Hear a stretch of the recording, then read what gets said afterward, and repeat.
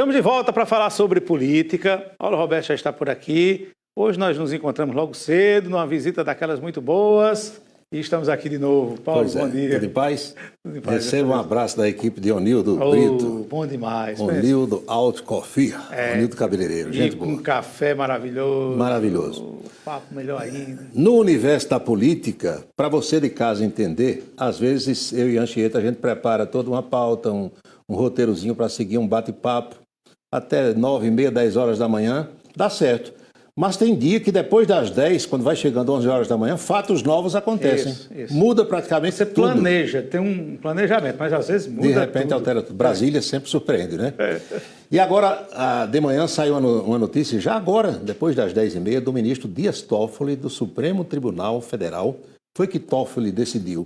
Ele decidiu anular aquele acordo chamado de leniência da Lava Jato com a empresa Odebrecht e disse mais no despacho: a prisão de Lula foi uma das maiores injustiças já cometidas, foi o grande erro do judiciário brasileiro, anulou tudo.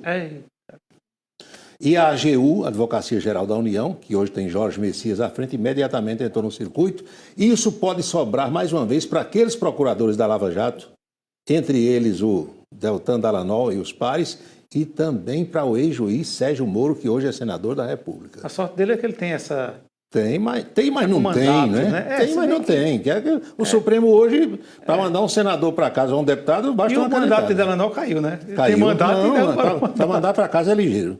Esse negócio não. Então, está repercutindo muito, como repercute também um ato também desse final da manhã do presidente Lula, nomeando uma advogada, uma jurista negra, para a Comissão de Ética da Presidência da República, que é aquele pessoal que analisa o currículo de quem vai ocupar um cargo no governo, como também analisa determinados comportamentos de pessoas que já fazem parte do governo.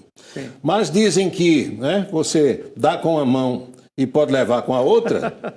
Ana Moser está deixando o Ministério dos Esportes. O martelo já está batido. Tem uma foto dela fazendo L. Isso é coisa da Daiane, viu? Daiane, quem guarda só? Tem uma foto dela fazendo L aí na posse.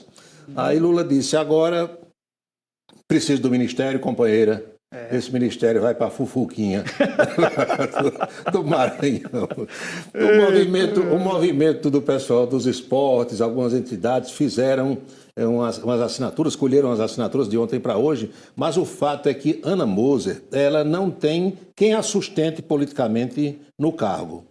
E tem também aquela história de que ela tomou algumas decisões que não repercutiram bem, assinou algumas resoluções do Ministério, concentrando na pasta algumas verbas que iam para determinados comitês. Isso tudo desagradou e Lula ontem chamou. Teve 1 hora de reunião com Ana Moser e deve ter dito: companheira, preciso do Ministério. O próprio Lula disse que não acha bom fazer isso, mas tem hora que tem que fazer, né? Tem que fazer. E a gente sabe que só governa nesse país. Desse jeito. Agora, o Ministério dos Esportes vai ser turbinado porque o Centrão não quer o Ministério, não queria como ele é hoje com a Ana Moser. Então, algumas coisas que funcionam, por exemplo, no Ministério da Fazenda, do Fernando Haddad, direção disso, diretoria que cuida daquilo, dessas betes, das apostas esportivas, Sim. Tudo agora vai para os esportes com Fufuquinha. É assim que a gente chama, não é querendo diminuir o deputado, não, porque é assim que ele é conhecido no Maranhão, porque tem Fufucão, que é o pai, que é prefeito de uma cidade maranhense, e o deputado André Fufuca, todo mundo chama ele na Câmara de Fufuquinha e ele não se incomoda de jeito nenhum. Então, o anúncio oficial dessas mudanças todas deve ser feito, pode até ser feito antes da viagem de Lula amanhã. Lula viaja depois do desfile. Talvez ele deixe para viajar na sexta-feira de manhã. Sim. Mas é provável que ele viaje ainda amanhã à noite, vai para a Índia, enquanto do G20. Eu pensei que ele ia descansar no feriadão. Não vai cantar aquela música de Milton César, a Índia foi em férias passear, não. É reunião do G20, reunião importante, Lula vai para lá representando o Brasil e tem depois uma ida a Cuba, já acertou com o pessoal do governo cubano, e a Assembleia Geral da ONU em Nova York. Tem 3 viagens internacionais nos próximos dias. E é porque tem uma cirurgia pela frente, né? No fim do mês também, fim do mês. Quer ver a agenda de hoje? Vamos embora. Compromissos oficiais do senhor presidente da República. Às 9 horas ele recebeu quem? Somente Geraldo Alckmin, que é vice-presidente e ministro, e o diretor-presidente da Embraer, que é a nossa fábrica de aviões lá no interior de São Paulo. Depois, Flávio Dino, cotado para o Supremo Tribunal Federal, E tem aquela história. Ontem, inclusive, de certa forma, endossou as palavras de Lula sobre a história do voto secreto no Supremo. Disse que pelo menos deve ser pautado, deve ser discutido. Lula visita nesse instante a ABIN, visita a sede da Agência Brasileira de Inteligência e às 16h estará conversando com José Múcio Monteiro, que é o ministro da Defesa, que também balança no cargo. Há quem diga que Lula quer colocar Geraldo Alckmin no Ministério da Defesa, mas tudo isso está no campo da articulação. A verdade é que o Zé Múcio Monteiro, pernambucano, é da cota pessoal de Lula, mas ele vem balançando desde os atos do 8 de janeiro. A situação para ele não é muito boa, não. Pois é. Repercute muito mal em alguns setores do judiciário brasileiro e também entre os juristas, os advogados, o pessoal chamado operador do direito, essa ideia do presidente Lula de dizer que o voto de ministro do Supremo deve ser secreto. Todo mundo acha que é um retrocesso, mas o presidente Lula levantou essa lebre. Eu acho até, Paulo Roberto, que Lula não ia dizer isso sem ter conversado com alguns ministros. O grosso do Supremo não fala nada sobre o assunto, mas Lula tem conversado muito ultimamente e até almoçado e jantado com os ministros Alexandre de Moraes e Gilmar Mendes. E os ministros estão ali quietinhos e tal. Pode ser que aconteça. Você fala, né? Pode ser que tenha sido uma combinação contra o FEDA, como a gente diz no jogo de bola de gude. Pois bem, e brevemente Lula vai ter que bater o martelo sobre vagas no STJ, no STF e na PGR. Tudo esse mês. Muita coisa para ser resolvida, muita pressão, porque sai uma mulher, o pessoal diz, tem que entrar outra mulher. É, muita pressão mesmo. Todos os lados. Todos os lados. E o presidente, quando assume um cargo desse, sabe que vai receber pressão, né? É. Vai receber pressão. Mas a palavra final é de Lula da Silva e acabou a história. Será? Aqui em Campina, vamos a um tema que tem suscitado muitos debates nos últimos dias, não só na cidade, mas no Brasil todo, mas trazendo a coisa para cá e vale para as outras cidades que estão nos assistindo, que é a história do piso do pessoal da enfermagem. O governador da Paraíba, João Azevedo, deu uma entrevista ontem, quando foi perguntado sobre a Paraíba vai pagar, não vai pagar, e João Azevedo disse, olha, não ponham a culpa em mim sobre algo que eu não fiz. Nós mandamos a relação, por exemplo, no caso do governo do Estado, o Estado mandou a relação de todos os enfermeiros que trabalham no Estado, os efetivos e aqueles que são prestadores de serviço. E, segundo o governador João Azevedo, Brasília fez uma triagem de acordo com o currículo, as horas trabalhadas de cada um, resolveu quem recebe e quem não recebe e mandou isso para cá. Em relação às prefeituras, é mais ou menos a mesma coisa. Agora, o prefeito de Campina Grande, Bruno Cunha Lima, reuniu-se ontem com vereadores, já anunciou que vai mandar um projeto para a Câmara Municipal e que a Prefeitura vai pagar o piso dentro dessas regras estabelecidas pelo Ministério da Saúde. Vamos ver o que disse o prefeito Bruno? Vamos embora.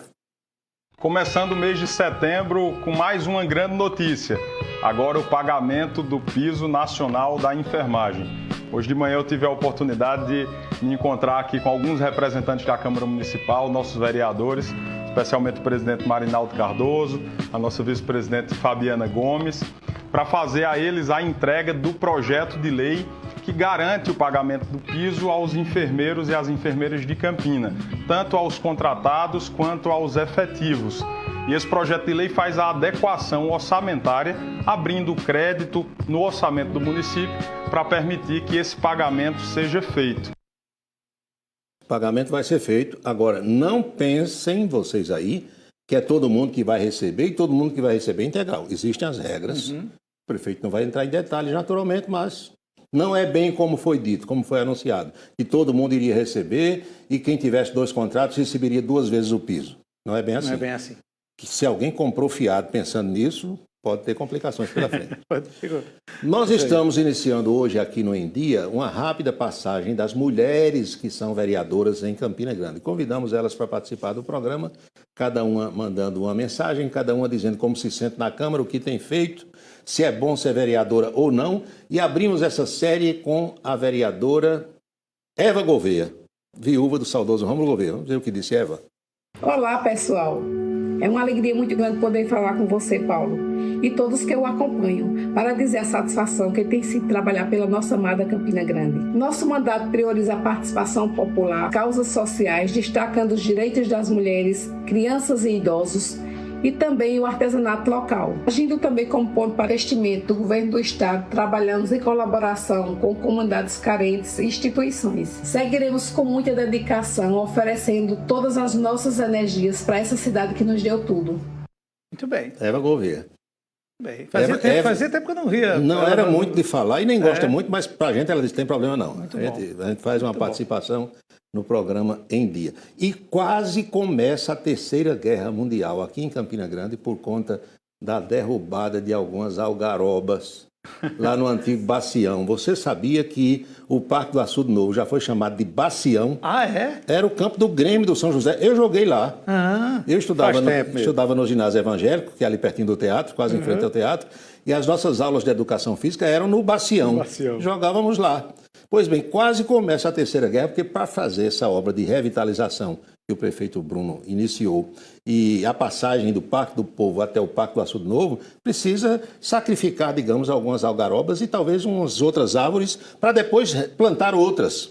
Quando as máquinas chegaram, nós vemos aí os caminhões com o pessoal trabalhando e cortando algaroba que não serve para nada, quase começa a Terceira Guerra Mundial. Agora, quando eu soube que era algaroba, porque primeiro, se fosse uma árvore rara, importante... Mas mesmo assim você pode transplantar, você pode plantar outra depois. Porque não pode inviabilizar um projeto. Agora, você não pode destruir e não repor. E não repor. Agora, a questão da algaroba, gente, algaroba, primeiro não se planta algaroba dentro de uma cidade por hipótese alguma. Foi o maior erro que fizeram aqui em Campinas. É absurdo. Que a Floriano Peixoto, meu amigo. quase toda. Almirante Barroso. Aquilo ali acaba a calçada, destrói tudo. Levanta asfalto, a água, o que tiver de água por perto, ela leva. É horrível a tal da algaroba. Agora, quase começa a Terceira Guerra Mundial, mas o prefeito Bruno também já falou sobre isso. Ele disse, é coisa da oposição mesmo, que você não consegue fazer a omelete, ou como dizia a minha avó, a malaçada. Era assim que chamava também lá no Cariri, sem quebrar os ovos, né? Exatamente. Tem que quebrar os ovos. Teve uma frase interessante do prefeito que ele disse assim, quem faz essa soada todinha não bota um pingo d'água numa planta, né? No agou um pé de coentro. No agou um pé de coentro, né? É interessante. Coisas da nossa Campina que a gente precisa entender, muitas vezes não querendo compreender, mas acontece. É assim mesmo. Já dizia Ronaldo Cunha Lima que governo é para sofrer, né? E a oposição é para inventar qualquer coisa para bater. É assim mesmo. Vamos à boca maldita de hoje? Vamos lá. Calçadão da Cardoso Vieira realmente, meu amigo, imperdível. O pessoal aproveita tudo. Fale com a Anchieta sobre a filha do prefeito da capital, Cícero Lucena, Janine Lucena, que assumiu a titularidade da Secretaria de Saúde de João Pessoa, que tem um orçamento, aí está a Janine, a secretaria que ela comanda, Anchieta, tem um orçamento maior do que todo o orçamento da Prefeitura de Campina Grande. Amigo, é impressionante.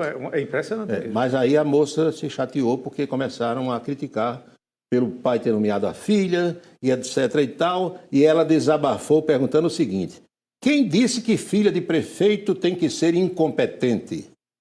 Eu sou competente para dirigir a secretaria.